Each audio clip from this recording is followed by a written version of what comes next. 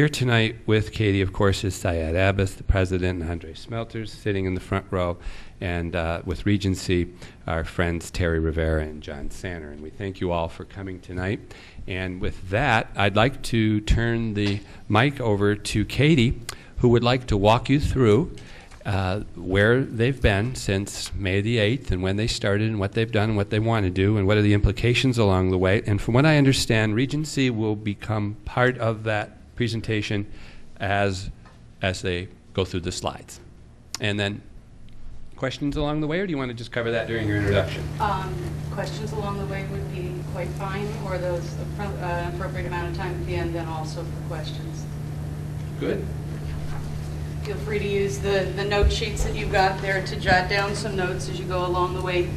Do I need the microphone for him? Okay. Yes, the videographer prefers that. And so that I don't block the screen, I'm going to go sit up here next to Terry. Okay.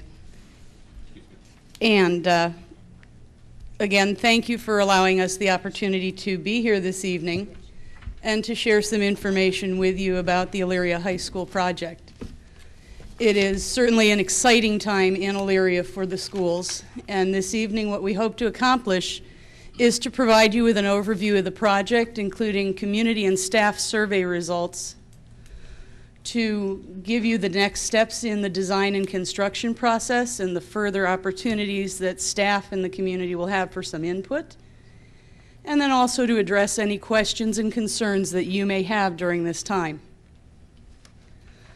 Where we've been, just to kind of capsule this for you and give you a picture of what's gone on since May 8th. And May 8th, your community chose to support the schools, passed a bond issue that allows you to engage in this project. On May 16th, there was a project kickoff meeting with the school district, the architects, and the construction management firm. And in June, we began core team meetings. Those core team meetings always consist of representatives from your school district, from the architectural firm, and the construction management firm. In June, we began looking at staff surveys that had been circulated to your high school staff. Those surveys were sent out to not only your teaching staff, to your administrative staff, your support staff, custodial, secretarial, food service. So all facets of the high school operations were surveyed with regard to what they currently had within the building and what were some of their needs and wants in a new building. We also set up a series of meetings because face-to-face frequently more questions emerge and some good comments and some good food for thought for us as we plan come out. We met with the groups of teachers informally on their lunch hours during the school day, so they gave of their own time to come in and sit down with us. We had a department chairperson meeting after the end of the school year. We met with your classified staff groups, your custodial staff, your food service, and also with your building administration to talk about how the building runs, where the locations of different operations within the building would best be suited.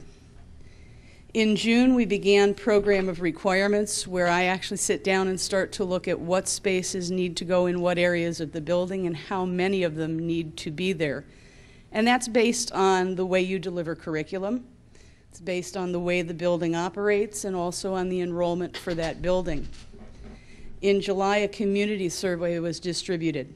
In just a few minutes, I'll tell you a little bit more about some of the results from your community and staff surveys. Thanks, Katie. I'd like to direct you back up to the June-July 2007 request for proposals. One of the things that's happening with the design team of getting and extracting information from the teachers and all the other groups, there's an awful lot going on the site or about ready to go on the site, and they relate to basically that you're buying out a lot of property.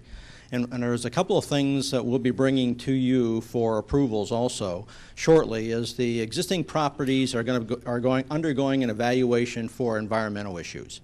It's very important that we do that so that if there's anything in the building that needs to be abated before a house becomes demolished, that's in process right now. Kind of piggybacking to that is once we understand that the property is clean and ready for demolition, we also have proposals out right now for a demolition contractor to actually take the buildings down And in addition to taking the buildings down, we are actually going to dig out all of the basements, because what we need to do is fill the site back up with the appropriate material so that when we put the new building on top of it, it's ready to go. So that's two of the things. One of the things, in order to make sure that the soil, we understand what's underground so we can properly build the building, is we're going to be doing soils investigations. Right now, AVG has prepared for us a proposal that we will be soliciting from firms that actually do soils investigation. Now what that is they'll go out and they'll poke a bunch of holes in the ground. And from the information that we receive from those holes that they poke in the ground, it'll tell us the consistency of the soil. It'll allow us to start to design the buildings, how large the footers are going to be. So that's a proposal that we're about ready to send out on the street.